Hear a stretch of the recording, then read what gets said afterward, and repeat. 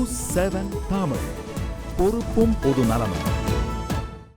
உணவை சுவையாகவும் ஆரோக்கியமாகவும் தரக்கூடிய நிகழ்ச்சி தான் உணவே அமிர்தம். இன்னைக்கு நம்ம உணவே அமிர்தம் நிகழ்ச்சியில சித்த மருத்துவர் அருண் அவர்கள் உருளைக்கிழங்குல இருக்கிற மருத்துவ குணத்தை பத்தி பேச போறாரு. அதை தொடர்ந்து ஐஸ்வர்யா ராகவ் உருளைக்கிழங்கு அல்வா எப்படி செய்யறதுன்னு செஞ்சு காட்ட போறாங்க. அதை நம்ம இப்போ பார்க்கலாம்.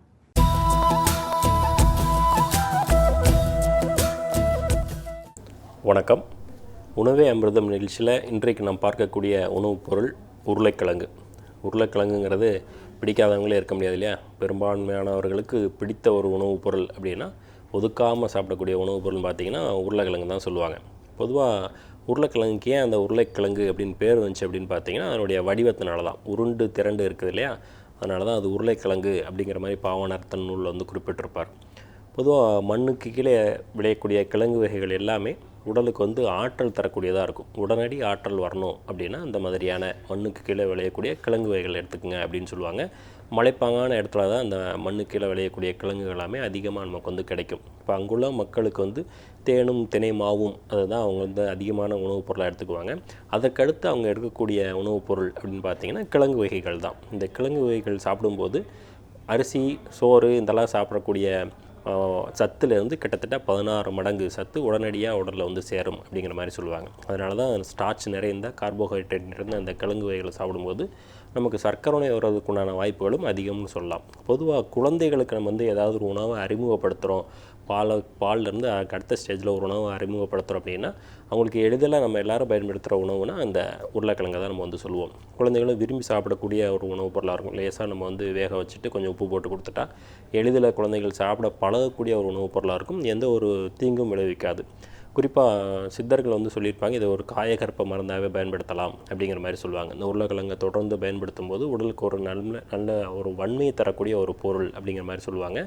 எப்படி பயன்படுத்தக்கூடிய முறையில் தான் வித்தியாசப்படும். இப்போ வந்து சித்தர்கள் சொன்ன முறைன்னு பார்த்தீங்கன்னா நெய் போட்டு லேசாக தாளித்து கொஞ்சம் உப்பு மட்டும் போட்டு சாப்பிட்டிங்கன்னா எந்த ஒரு பிரச்சனையும் இருக்காது அப்படிங்கிறதான் அவங்க வந்து சொல்லுவாங்க. பொதுவாக நம்ம உருளைக்கிழங்கு வந்து நிறைய மசாலா பொருட்கள் சேர்த்து அதில் எண்ணெய் நிறையா ஊற்று இல்லைன்னா சிப்ஸ் வடிவில் சாப்பிட்டோம்னா அது பல்வேறு வகையான கெடுதல்களை உருவாக்குறதுக்கு தான் அது வழிவகுக்கும் இல்லையா? அதனால தான் கேஸ் ட்ரபிள்லாம் வர்றதுக்கு அந்த மாதிரி பிரச்சனை தான் வந்து காரணம். எப்படி சமைக்கிறோம் அப்படிங்கிறத பொறுத்து தான் உருளைக்கிழங்கோட நன்மையும் உருளைக்கிழங்கோட தீமையும் இருக்குது. சிலருக்கு வந்து வாயு குத்து அந்த மாதிரி பிரச்சனை வரும். எனக்கு உருளைக்கிழங்கு சேர்த்திங்கனால முதுகு வலி வரும், தோள்பட்டை வலி வரும், கை காலில் குடைச்சல் வரும் அப்படிங்கிற மாதிரி சொல்லுவாங்க. அந்த மாதிரி பிரச்சனை இருக்கிறவங்களாம் அதில் இஞ்சி சேர்த்து சாப்பிடும்போது இந்த மாதிரி நான் சொன்ன முறைப்படியில் அதை இஞ்சியும் சேர்த்துக்கிட்டிங்கன்னா அந்த மாதிரி பிரச்சனை வராமல் தடுக்கும். நம்ம எந்த மாதிரி உணவுப் பொருளை எதோடு சேர்த்து சாப்பிட்றோமோ அதற்கு தகுந்த நன்மைகள் வந்து கிடைக்கும். பொதுவாக சர்க்கரை நோயாளர்கள் மண்ணுக்கு கீழே விளையக்கூடிய எந்த ஒரு கிழங்கு வகைகளுமே சாப்பிடக்கூடாது. அதில் முதன்மையாக நம்ம சொல்கிறது வந்து உருளைக்கிழங்கு தான். எப்படியுமே நம்ம அன்றாட ஒரு வார சமையலில் எப்படி ஒரு நாளாவது உருளைக்கிழங்கு இல்லாமல் இருக்காது இல்லையா? அதனால் அவங்கள முற்றிலுமாக கிழங்கு வகைகளை தவிர்த்துருங்க அப்படிங்கிற மாதிரி தான் நம்ம சொல்லுவோம். ஆனால் உருளைக்கிழங்குல பல்வேறு நன்மைகள் இருக்குது. ஒரு காயகற்ப மருந்துனே சித்தர்கள் வந்து பதிவு செஞ்சுருக்காங்க. தாராளமாக குழந்தைகள்லேருந்து பெரியவர்கள் வரைக்கும் அது சாப்பிடக்கூடிய வடிவத்தில் சாப்பிட்டோன்னா எந்த ஒரு பிரச்சனையுமே இருக்காது. இப்படி பல நன்மைகள் வாய்ந்த உருளைக்கிழங்கை வச்சு ஐஸ்வர்யா அன்றைக்கி என்ன செய்ய போகிறாங்கங்கிறத இப்போ பார்க்கலாம்.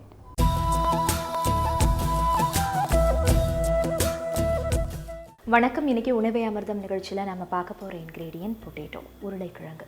உருளைக்கிழங்கோட ஹெல்த் பெனிஃபிட்ஸை டாக்டர் அருண் சொன்னார். உருளைக்கிழங்கு பிடிக்காதவங்களே இருக்க முடியாதுன்னு சொல்லலாம். சின்ன குழந்தையில் ஆரம்பித்து பெரியவங்க வரைக்கும் எல்லாருக்குமே பொட்டேட்டோ அப்படின்னா ஒரு தனி இஷ்டம் இருக்குது அப்படின்னு சொல்லலாம். பொட்டேட்டோன்னு சொன்ன உடனே நம்ம ஃப்ரை பண்ணுவோம், பொட்டேட்டோ பொரியல் பண்ணுவோம், பொட்டேட்டோவில் மசாலா பண்ணுவோம், சில பேர் பொட்டேட்டோவை நறுக்கி போட்டு குருமா பண்ணுவாங்க. இன்றைக்கி நாம் பொட்டேட்டோவை வச்சு எப்படி ஹல்வா பண்ணுறதுன்னு பார்க்கலாம்.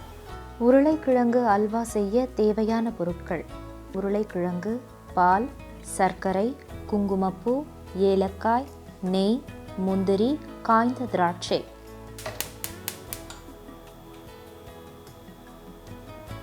வாணலியை நான் காய வச்சுருக்கேன். அதுக்கு முன்னாடி உருளைக்கிழங்கை வேக வச்சு எடுத்து வச்சுருக்கேன். இப்போ அதை தோல் உரிச்சிக்கலாம்.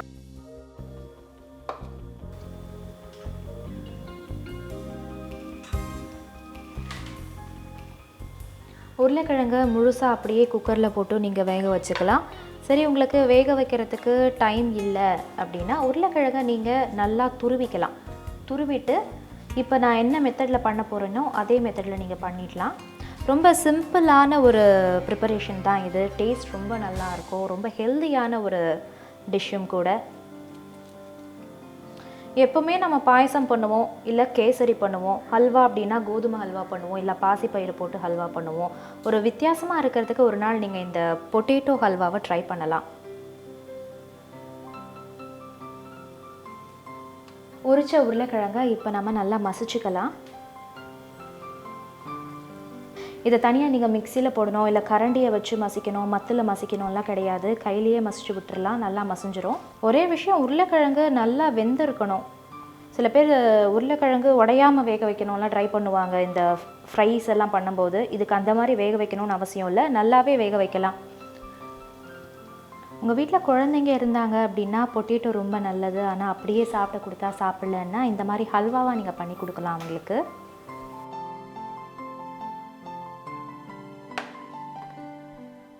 வாணலி நல்லா காஞ்சிருச்சு. இதில் கொஞ்சமாக நெய்,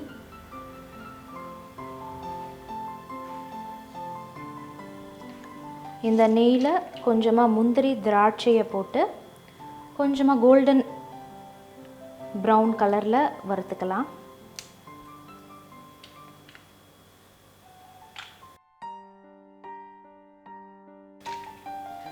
இதோடையே திராட்சை போடுறேன்.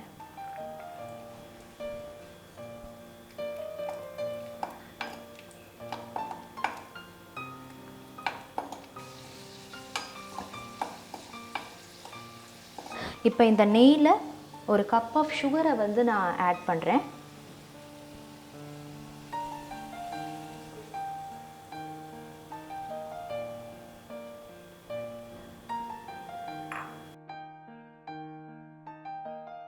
சுகர் போட்டிருக்கோம். இப்போ கொஞ்சமாக தண்ணி ஆட் பண்ணிவிட்டு ஜீரா கன்சிஸ்டன்சிக்கு இதை கொண்டு வரணும்.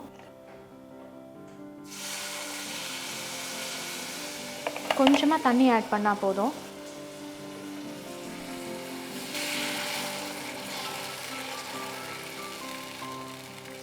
நெய்யில் வறுத்த முந்திரி திராட்சை அதோட சுகர் அதோட வாட்டர்லாம் சேரும்போது அந்த வாசனையே ரொம்ப கமகமன்னு இருக்குது.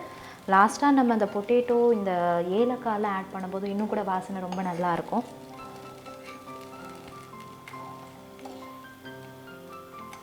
கம்பி பதம்னு சொல்லுவாங்க. அதாவது இந்த சர்க்கரையை தண்ணி விட்டு கரைச்சிட்டு அந்த பாகா காய்ச்சும் போது கரண்டிலேருந்து ட்ராப் பண்ணால் ஒரே ஒரு ஸ்ட்ரிங் வரணும், ஒரே ஒரு கோடு மாதிரி நூல் மாதிரி வரணும். அதை வந்து கம்பி பதம்னு சொல்லுவாங்க. அந்த அளவுக்கு வந்து இந்த பாகு இருக்கணும்னு அவசியம் இல்லை. சர்க்கரை கம்ப்ளீட்டாக கரைஞ்சாலே போதும்.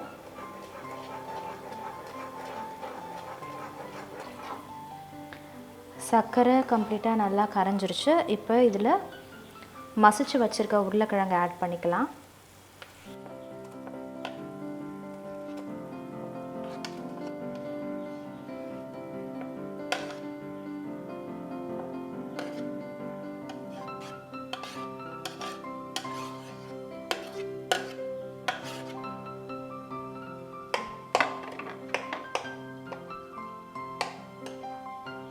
நல்லா பொட்டேட்டோவை மசிச்சு விட நல்லா திக்காக வந்துட்டுருக்கு.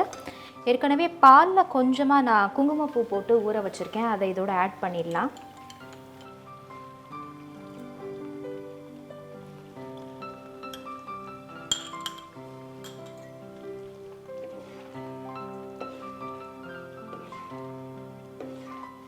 இந்த குங்குமப்பூ பால் ஆட் பண்ண உடனே அழகாக அந்த எல்லோ கலர் டர்ன் ஆகிருக்கு.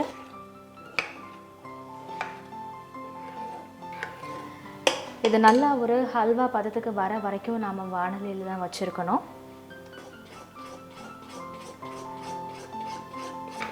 முந்திரி திராட்சைன்னு இல்லை, உங்களுக்கு பிடிச்சா மற்ற ட்ரை ஃப்ரூட்ஸ் கூட நீங்கள் ஆட் பண்ணிக்கலாம். டேட்ஸ் ஆட் பண்ணலாம், இதோட நல்லாயிருக்கும். ஆல்மண்ட்ஸ் வந்து ஆட் பண்ணலாம், நல்லாயிருக்கும். நான் முதல்ல சர்க்கரை கரையிறதுக்காக தண்ணி விட்டுட்டு ஒரு ஜீரா பதத்துக்கு கொண்டு வந்து அதுக்கப்புறமா பொட்டேட்டோ ஆட் பண்ணேன் இல்லையா. நீங்கள் வந்து முதல்லையே வந்து பாயில்டு பொட்டேட்டோவை வந்து அந்த நெய்யில் முந்திரி திராட்சை வறுத்த உடனே மசிச்சு அதில் ஆட் பண்ணிவிட்டு நீங்கள் சர்க்கரையை பாலில் கரைச்சிட்டு அதை நீங்கள் ஆட் பண்ணலாம். ஸோ தட் அந்த மில்கியாக டேஸ்ட் இன்னும் கூட நல்லாயிருக்கும் உங்களுக்கு. பொட்டேட்டோ ஹல்வா நான் முதலையே சொன்ன மாதிரி கொஞ்சம் பண்ணுறதுக்கு வந்து டைம் ஆகும். அதாவது ஒரு ½ அன் ஹவராவது உங்களுக்கு இருக்கணும். இந்த மாதிரி ஒரு கன்சிஸ்டன்சியில் வரணும். இப்போ இதில் கொஞ்சமாக ஏலக்காய், தட்டி வச்ச ஏலக்காவை ஆட் பண்ணிவிட்டு எடுத்துடலாம்.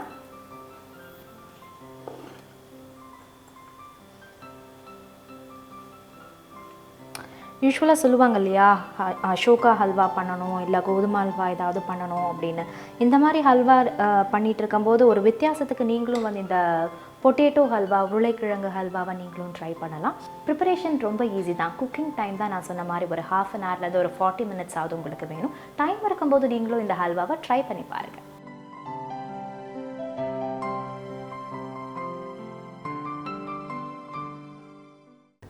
உருளைக்கிழங்கு அல்வா செஞ்சு காமிச்சிருக்காங்க. நமக்கு வந்து கோதுமை அல்வா தெரியும், பால் அல்வா தெரியும். இது ரொம்ப புதுசாக இருக்குது இல்லையா உருளைக்கிழங்கு அல்வா அப்படிங்கிறது வந்து. பொதுவாக நான் முதல்ல குறிப்பிட்டேன், சர்க்கரை நோயாளர்கள் வந்து தயவுசெய்து இதை சாப்பிட்றாதீங்க. ஏற்கனவே நீங்கள் உருளைக்கிழங்கு சாப்பிடக்கூடாது. இதில் அல்வா வேறு செஞ்சு நாங்கள் காட்டியிருக்கோம். இது வந்து உங்களுக்கான உணவு கிடையாது, முற்றிலும் குழந்தைகளுக்கான உணவு. ஒரு 40 வயசுக்கு உட்பட்டவங்க வேணால் இதை சாப்பிட்டுக்கலாம். பரம்பரையில் சர்க்கரை நோய் உள்ளவங்க, சர்க்கரை நோய் வரக்கூடிய ப்ரீ டயபெட்டிக்கில் இருக்கிறவங்களாம் உருளைக்கிழங்கை பொதுவாகவே தவிர்க்கிறது நல்லது. மற்றவர்கள் தாராளம் அதை எடுத்துக்கலாம். முதல்ல குறிப்பிட்ட மாதிரி உடலுக்கு வன்மை தரக்கூடிய ஒரு பொருள். இப்போ உடல் வந்து தேரவே இல்லை, எப்போவுமே மெலிஞ்சே தான் இருக்காங்க அப்படின்னா அவங்க தாராளமாக உருளைக்கிழங்கு எடுத்துக்கலாம். அந்த வாயுத்தன்மை நீங்குவதற்கு இஞ்சி, சீரகம், பூண்டு இதெல்லாம் சேர்த்து நீங்கள் உருளைக்கிழங்கை அன்றாட உணவில் எடுத்துக்கிட்டிங்கனாலும் உடலுக்கு ஒரு நன்மை தரக்கூடிய ஒரு பொருளாக இருக்கும். உடல் வெப்பத்தை குறைக்கக்கூடிய ஒரு பொருளாக இருக்கும். சில பேர் வந்து சூட்டுனால, உடல் சூட்டுனால மெலிஞ்சே இருப்பாங்க. அந்த மாதிரி இருக்கிறவங்க எல்லாமே இந்த உருளைக்கிழங்கு நெய் சேர்த்து தாளித்து கொஞ்சம் இஞ்சி பூண்டெல்லாம் சேர்த்து அதை சாப்பிடும்போது எந்த ஒரு பிரச்சனையும் இல்லாமல் உடல் தேர்றதுக்கு ஒரு இயல்பான ஒரு மருந்து பொருளாகவும் உணவுப் பொருளாகவும் உருளைக்கிழங்கு இருக்கும். இந்த அல்வாவும் சாப்பிட்லாம். டெய்லி சாப்பிடாமல் வாரத்தில் ஒரு 2-3 நாட்கள் வச்சிருந்து இந்த அல்வாவை சாப்பிடும் போதும் உடல் தேறுவதற்கும் இந்த உருளைக்கிழங்கு அல்வா வந்து பயன்படும். இன்னும் ஒரு நிகழ்ச்சியில் வேறொரு உணவுப் பொருளோடு அவங்கள வந்து சந்திக்கிறேன். வணக்கம்.